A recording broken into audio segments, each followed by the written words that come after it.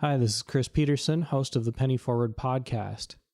The Penny Forward podcast is completely produced by blind-owned businesses, including Taylor's Accessibility Services. Find her web hosting services and accessibility consulting services at taylorarndt.com. That's TaylorArndt.com. Also, we appreciate you listening to the Penny Forward podcast. If you appreciate us, we hope you'll consider providing a small donation to our tip jar to make this podcast possible. It only costs a small amount per episode to produce the Penny Forward podcast, and your assistance will be greatly appreciated. Again, thank you for being a Penny Forward podcast listener.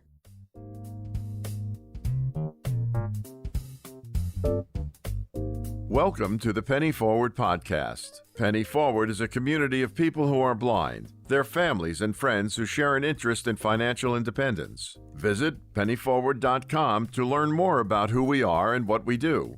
Join us now as we get to know people like us who are working toward their own success. Here is your host, Chris Peterson. My guest today is Maria Kristic. Maria has several degrees in finance, including a BA, an MBA, and a JD, which is a law degree. She's originally from Bosnia. She came here when she was just turning 5, and she was the first totally blind student in her K-12 school in the little town where she grew up. And we'll hear a lot more about her from her. Maria, thanks for being here. Thanks so much for having me, Chris. It's great to be here. So, you have a very interesting background, being a kind of an immigrant, although I imagine you don't remember very much about your life in Bosnia at this point. But what was it like to be growing up in essentially a foreign country as a blind girl? Definitely my memories are a bit scattered because, as you pointed out in your intro, I was quite young.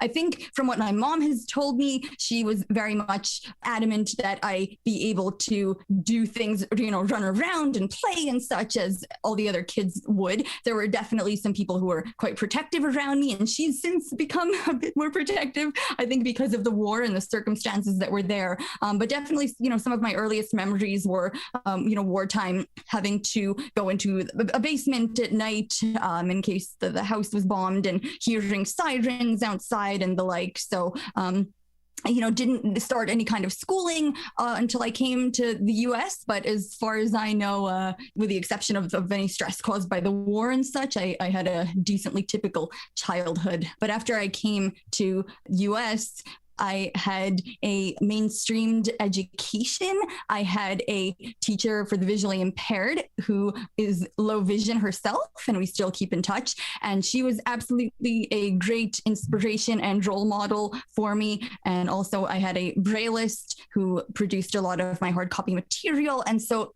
especially these two women, but also certainly the caterers at my school really helped to make sure that I had a good, well-rounded education. And so I think, based on what I've heard from others, I think that I have been quite actually, fortunate in a lot of ways. Yes, I was the first blind student, but I received, education in all of the subjects that everyone else did, and did receive supplemental education in certain blindness skills from my TVI, and certainly felt prepared to move on to life after the end of high school when I reached that point. And being the first blind student definitely ensured that I had very good problem solving and research and self-advocacy skills, which have served me well. There are a lot of teachers of the visually impaired who are themselves blind or low vision. And some of us were fortunate enough to have them, others were not. Since you had one, how do you think being around another blind person growing up impacted your trajectory in life? It absolutely had a positive impact. There were adults around me, for instance, certain members of the vocational rehabilitation system and certain other teachers, and even a special education administrator who had doubts as to whether I could do certain things and whether I should do certain things. They'd say, oh, don't take that class as well. That you take calculus and statistics, that might be too much for you. Or, maybe you should think about something else as a career or whatever it was. And having served as a counterpoint to other things that I was hearing, and it enabled me to start discerning how much weight should I give to this person's opinion versus this other person's opinion. And if my TVI, for instance, said that something could be done, I'm going to give her more weight because she has the lived experience. Or even if she doesn't, just the fact that she persevered through her own obstacles in college and such, that served as motivation to me that I can do things, and, that no matter what, she made it through, and I can make it through as well. My parents didn't immigrate here with my brother and I for me to not give it my best shot. And obviously they believed that I could accomplish something, and that they chose to, immigrate here and stay here so that I could have a better education than anything I would have ever had in Bosnia. So I think that having that TVI who was blind just really helped to, kind of reinforce my motivation. And even, if she wasn't very familiar with, piece of technology or something, it was very much like she made it even without XYZ piece of technology. So look how much, easier my life is and such. She learned what she needed to learn in some cases on her own. I can do the same. So just absolutely having that role model, I think, really helped me persevere in cases where I might not have, because certain other people were discouraging. We'll get back to our interview in just a moment, but first. Are you interested in investing, but the jargon has you lost? When you're in an unfamiliar financial environment and need a hand in understanding the lay of the land, Penny Forward is here to help. We provide affordable one-on-one and group education financial programs that help you get out there and achieve your goals. Visit pennyforward.com to learn more about who we are and what we do.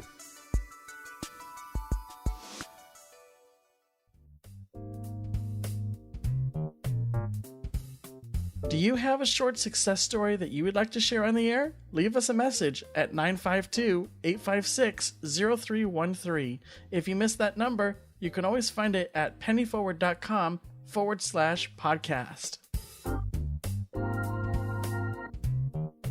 Did you have any other blind role models growing up, and who were they? I didn't particularly. I had met a couple of blind people my age at a picnic for, I guess it was billed as a Parents for Blind Children event, but a lot of them brought their children.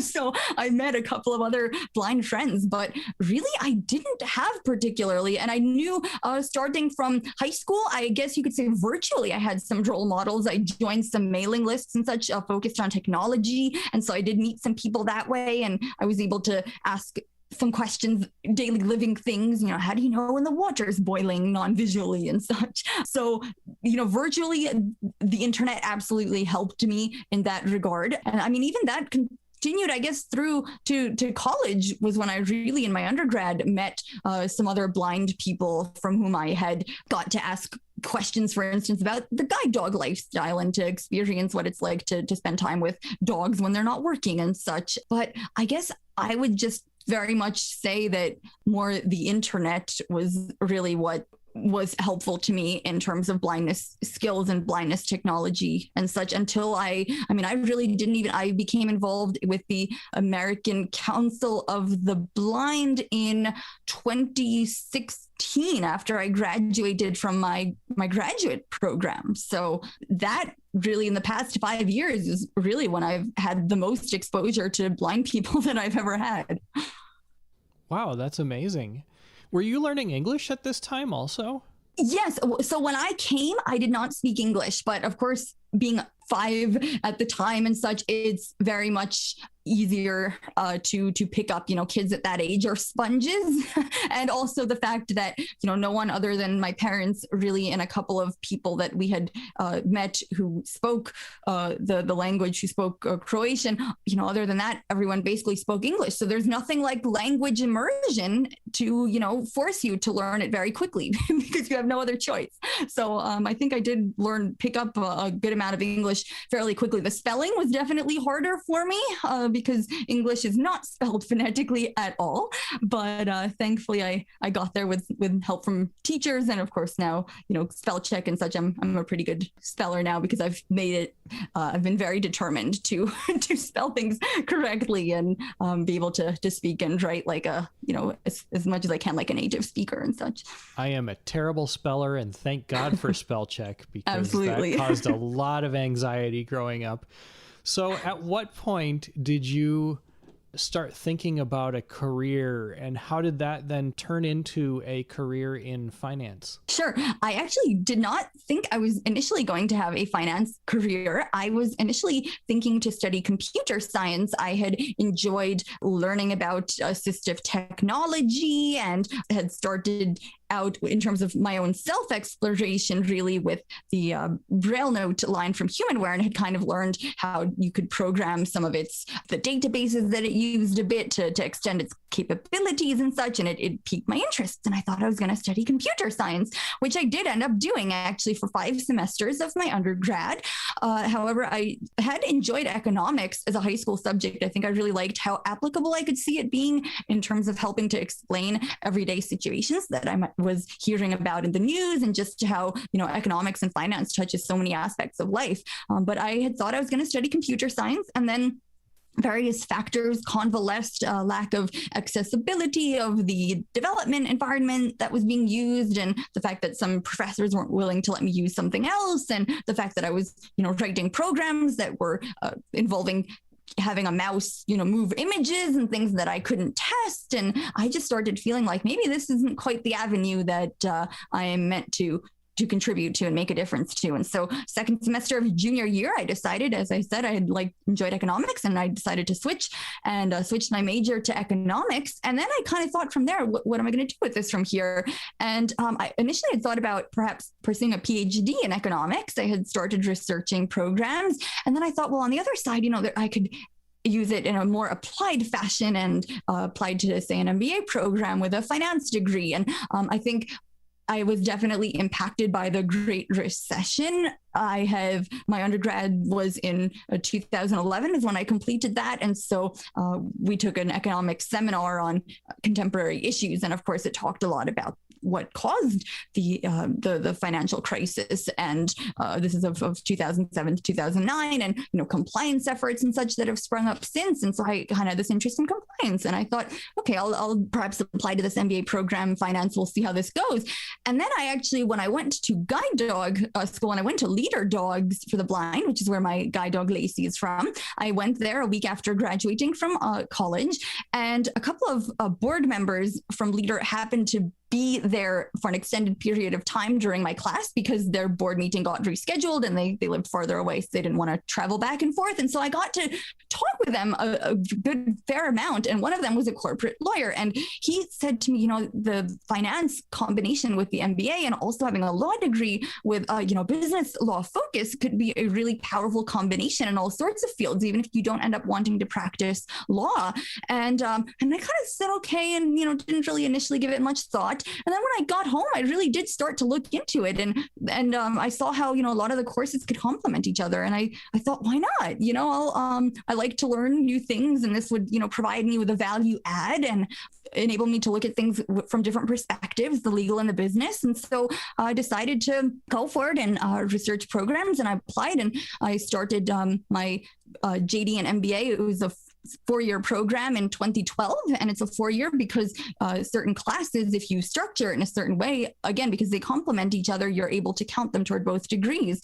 And so in grad school, I definitely, gravitated more toward the business side of finance and wanted to apply the legal side to the business context rather than as an attorney. And so I found I had some internships. I began initially one summer, there was an opportunity to participate in they called it a finance academy, and it was working with a banker on an applied project. And so I took that opportunity. And then later on, I applied through my school's career portal for internships.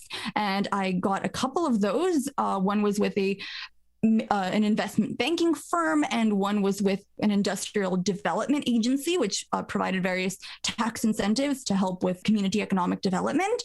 The way I got my current job was through one of my professors on the law side. It was a class on the legal aspects of raising money in terms of startups, raising capital.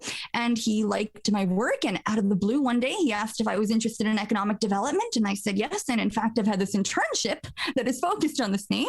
And he happened to be on the board of the Dormitory Authority where I'm working. And he sent my resume. And one thing led to another with various interviews with senior management, and they had this need for post-issuance compliance for tax-exempt debt, and they felt with my background that I would be suitable. And so I have been working there since 2017, and I work with the CFO and definitely do lots of interesting things. Besides that, I've been able to help lead a couple of teams when we were doing some process improvement, and I do some contract reviews because of my legal background as well. And they even roped me in when they found out that I had studied some computer science when they were doing some website development. And of course, there were accessibility guidelines that they have to follow as part of the state, but they also wanted to make sure it really was usable and accessible. And hey, we have a screen reader user. So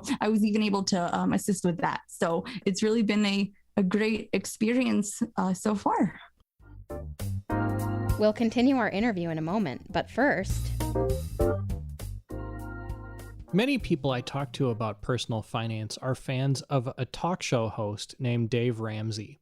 Dave Ramsey has written a number of books and also produces a radio talk show and podcast about personal finance.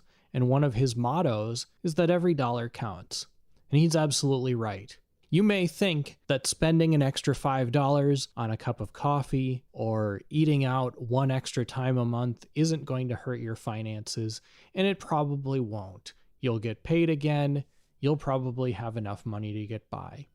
But every dollar does count when it comes to savings, and savings can build up naturally and organically over time by doing things as simple as putting away your spare change in a bowl at night.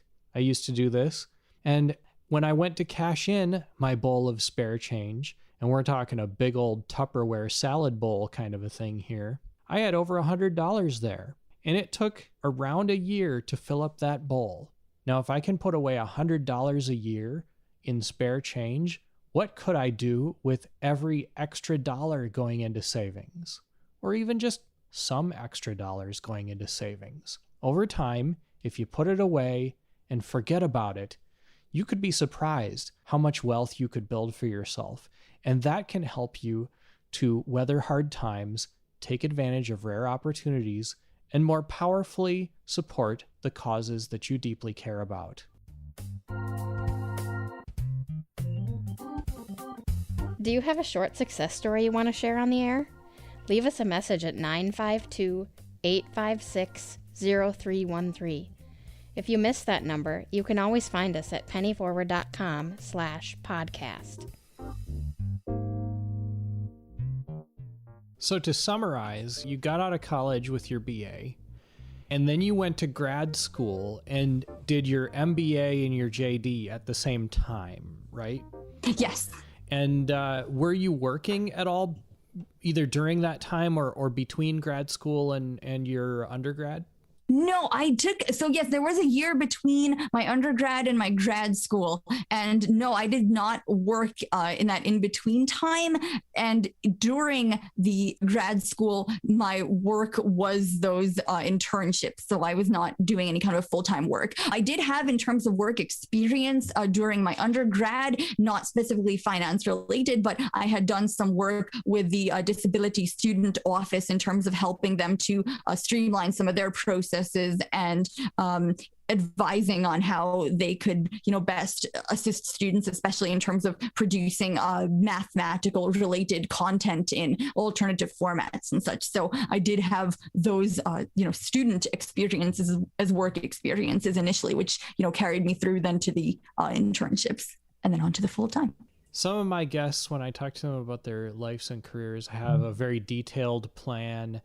And for others, it kind of just all falls together based on who they meet or what opportunities get put in front of them. Which category do you think you fall into?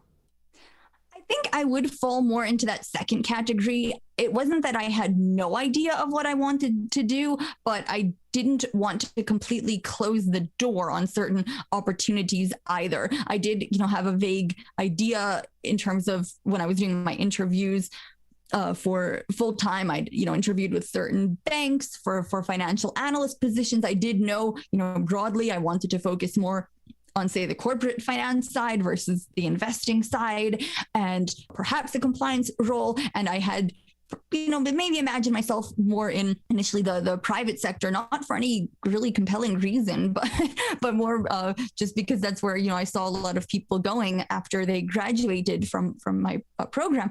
And, but again, I didn't want to be so specific that I was, closing the door on certain opportunities. And so when this opportunity came my way from this professor, I'd never heard of this, organization before, and I had never considered working for state government, although we as a public authority can function a bit more like a private company because we're not directly part of the state. We're sort of more of a component, and we make our own money. So I guess it's kind of the best of both worlds, private company, public mission.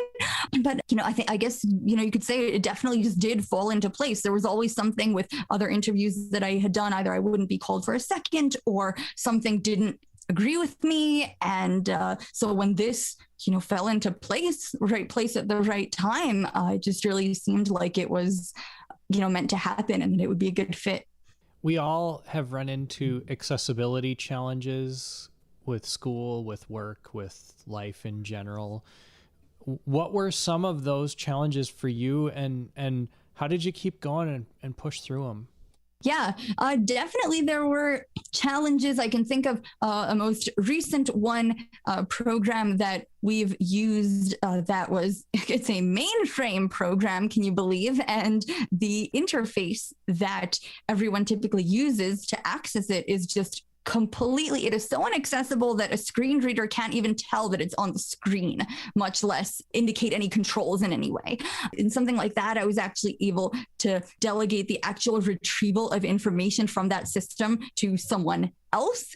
And I was then able to, when I received the information, do what I needed to do with it. I have had other instances where, things, image-based PDFs, for instance, which I've used converted using optical character recognition, converted those to text. I have had, especially in terms of my college and graduate experiences, certain graphical information that I've needed to speak with a professor to have described to me. And that might mean, depending on complexity, meeting with them afterward to have the description provided. And so, I would definitely just say, I think the takeaway is to be creative and resourceful and, really, because you have, you might need some help, but you definitely have the strength and the motivation within you to take the next steps to solve accessibility challenges. It might not be, in the way that is initially imagined. And, nowadays, for instance, I use Aira as well. And I have used Aira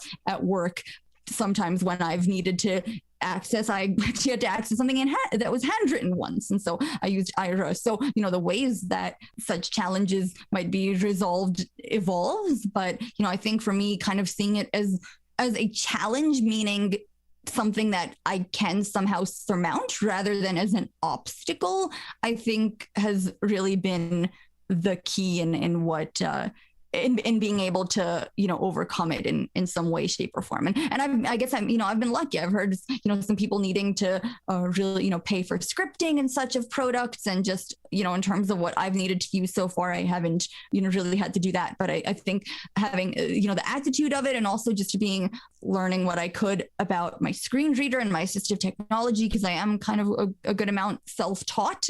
Just, the combination of those two things, being willing to learn and having a bit of an attitude of kind of adventure about it, are what have helped me to persevere and to succeed. I think a lot of people get stuck on the idea of needing to ask for help. And if they feel like they're going to need to ask for help, and they can't do it independently, then they can't do it at all. What is your response to that? It's definitely something I've struggled with as well. I think we do have this pressure, especially being, a minority, low incidence population. We have to, prove, you see the employment statistics and such. We have to prove that we're able to do everything, and we have to work, harder and all of that. And, I've struggled with that too. I just want to get it done. I want to get it done myself. And I think just having to to be able to step back and sort of observe a little bit more objectively and saying, my feelings and saying, okay, I'm feeling this way, but then, kind of thinking it through. Like, I'm not the only one who needs help in this situation. Everyone needs help in a certain situation. Maybe I need some help with, getting a ride somewhere or having someone read me this document. Well, that person might be really awful at using computers or something, and they might need my help with that. Really just kind of stepping back and realizing that we're all interdependent has definitely, helped me with that. It's definitely a work in progress, right? But I think even something like IRA has been liberating for me. I kind of feel like, okay, I'm paying these people, this isn't someone's obligation that they maybe are doing out of guilt or what have you. This is a bit of a, if you will, sort of like an employment or an assistant, relationship. So that's assisted with that. But I think even just if I'm asking a coworker or a friend or something, I just kind of have to sometimes remind myself, like, don't think about it so much. Just do it and get the help and move on with what needs to be done, accomplish what you need to accomplish, and something will somehow come up and present itself where I will be able to do something for that other person as well. And then just to kind of remind myself, like, I'm not any less worthy of a person since I've now asked for help. I love that answer. We'll continue our interview in a moment. But first... Hi, this is Byron Lee from superblink.org. Are you thinking about starting a podcast but you just don't know where to begin? I can help you through the entire process. Everything from setting up your first RSS feed to editing the audio, finding music, and inserting sound effects. Check out superblink.org for more information.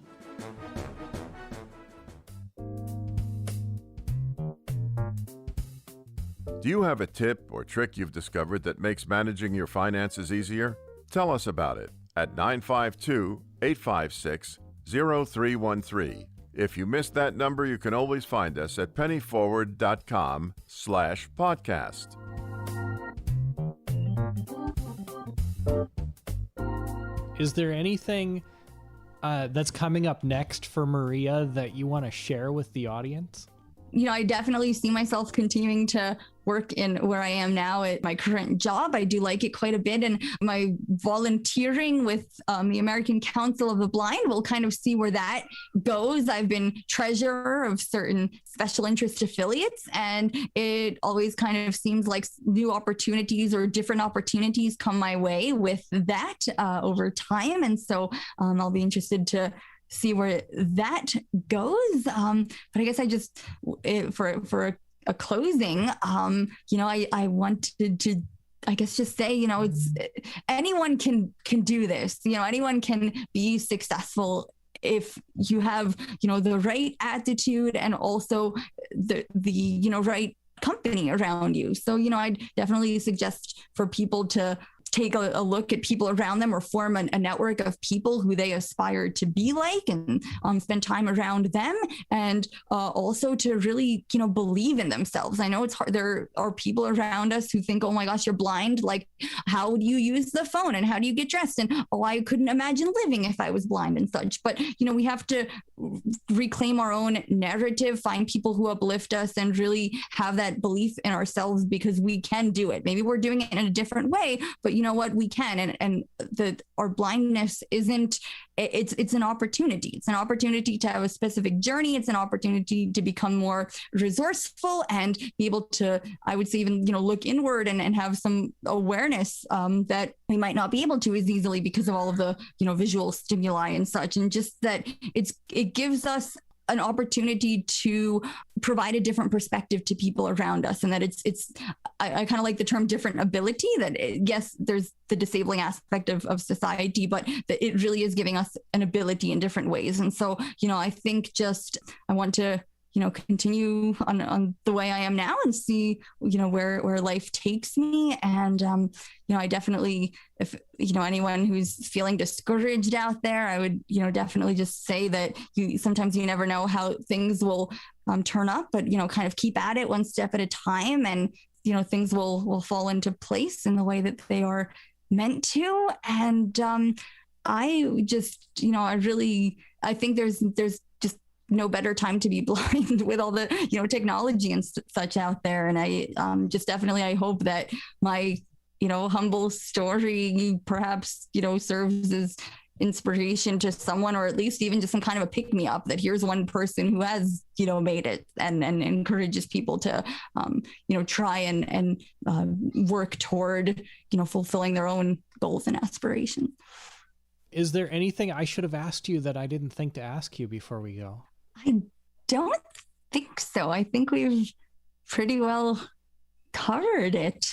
I think we have too. Maria, thanks for being here. It's been a real pleasure. I wish you the best of luck, and I'm sure that you will be an inspiration to somebody, and I appreciate it very, very much. Well, thank you, Chris. Thanks for having me. It's been fun. We hope you've enjoyed this week's episode of the Penny Forward podcast. Penny Forward is a community of people who are blind, their families and friends who share an interest in financial independence. Visit pennyforward.com to learn more about who we are and what we do. Until next time, from all of us in the Penny Forward community, thanks for listening.